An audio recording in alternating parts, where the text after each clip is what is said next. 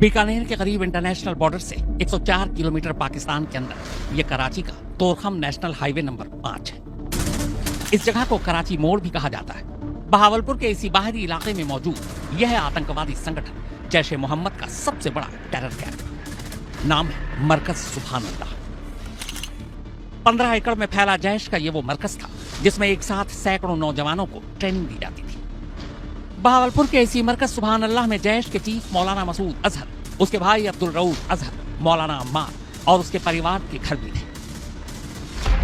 मसूद अजहर अपना ज्यादातर वक्त इसी मरकज में बिताया करता था। जैश के इलाकाओं के अलावा इसी मरकज में जैश के करीब 600 कैडेट्स के भी घर थे। जैश का चीफ इंस्ट्रक्टर मौलाना रफीकुल्लाह भी 2022 के बाद से इसी मरकज में रहा करता था। यह मरकज 2015 में बनकर तैयार हुआ था। इसको बनाने में पाकिस्तानी सरकार के अलावा जैश ने खाड़ी के देशों, कुछ अफ्रीकी देशों और पाकिस्तान के अंदर जुटाए गए चंदों से मदद ली थी। इस मरकज के अंदर जिम के अलावा स्विमिंग पूल भी था। यहाँ तीरंदाजी की भी ट्रेनिंग दी जाती थी। 30 नवंबर 2024 को मौलाना मसूद अजहर ने आखिरी बार इस मरकज में जैश के कैडर को संबोधित किया था। उससे पहले वो यहाँ 2022 में आया था। जैश के इस सबसे बड़े टेरर कैंप की पूरी जानकारी भारतीय खुफिया एजेंसियों को पहले से थी। पहलगाम हमले के बाद जब नापाक ट्रेनिंग कैंपों की लिस्ट बनाई गई तो उस लिस्ट में मरकज सुभान अल्लाह का नाम लश्कर के मुरीद के कैंप के बाद दूसरे नंबर पर था।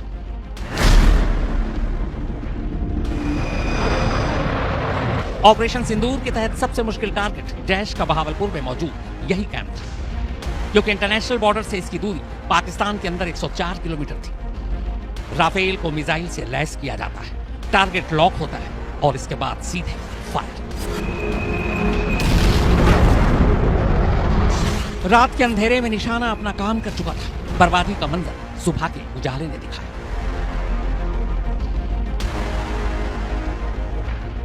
ऑपरेशन सिंदूर के बाद जैश के सबसे बड़े आतंकी कैंप की तस्वीर अब पूरी तरह बदल चुकी थी। सब कुछ मटियामेट हो चुका था। अलबत्ता चारों तरफ बिखरे मलबे और खंडहर में तब्दील हो चुकी दरो दीवार अब खुद को पूरी तरह ढा देने की मानो फरियाद कर रही थी। मलबे के ढेर में अब भी बहुत सारी किताबें आतंक के मरकज के अंदर से झांक रही थी। इनमें से एक किताब पर लिखा था आपके मसाइल और उनका हल। अब पता नहीं मौलाना मसूद अजहर आतंक के अपने इस कैंप में लोगों को कौन सी समस्या यानी मसाइल और उसके कैसे हल की तालीम दे रहा था।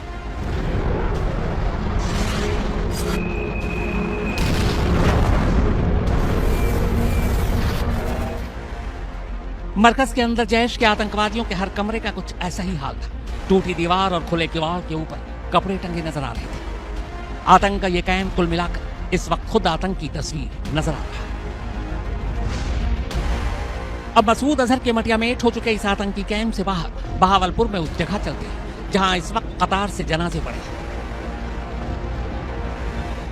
इन जनाजों की गिनती पाकिस्तानी फौज की गिनती की चुगली खा रहे हैं। पाकिस्तान के इस दोहरे चरित्र की भी चुगली खा रहे हैं कि वो आतंक को नहीं पालता। ऑपरेशन सिंदूर के तहत मरकज में मौजूद जो आतंकवादी मारे गए उनके जनाजे में बाकायदा पाकिस्तानी सेना के अफसर, जवान, रेंजर्स, पॉलिटिशियन सभी बड़ी तादाद में शामिल हुए। पर सबसे बड़ा सवाल यह था कि जब इस मरकज पर मिसाइल गिरा तब इसके अंदर कौन कौन मौजूद था। 7 मई की शाम का यह जनाजा यह इशारा दे रहा कि मरने वालों में कुछ खास लोग भी थे। इसी बीच बयान की शक्ल में सामने आए इस कागज ने भी इस बात की गवाही दी कि मरने वालों में कुछ तो खास थे।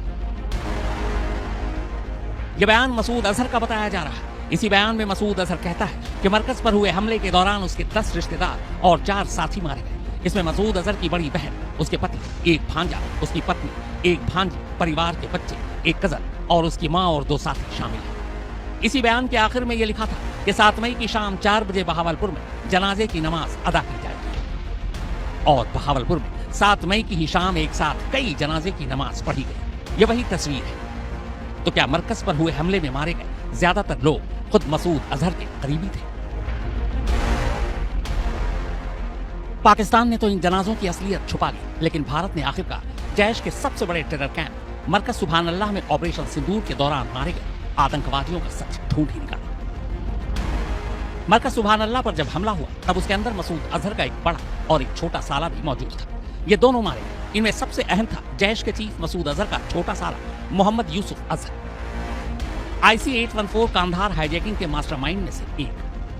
पाकिस्तानी सेना के बड़े अफसर और फैसलाबाद के डिप्टी कमिश्नर भी जैश के इस आतंकवादी के जनाजे में शामिल हुए। मरकज सुभान अल्लाह में मारा गया जैश का दूसरा सबसे बड़ा आतंकवादी हाफिज मोहम्मद जमील था।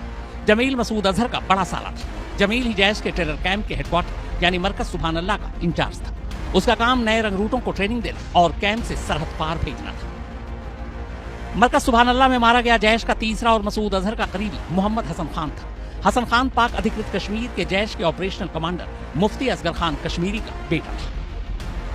जैश के अलावा ऑपरेशन सिंदूर में जो सबसे बड़ा आतंकवादी मारा गया वो लश्कर के चीफ हाफिज सईद का राइट हैंड अबू जुद्दाल था। साथ ही लश्कर के आतंक के हेडक्वार्टर मुरीद के में मौजूद मरकज तैयबा का इंचार्ज भी।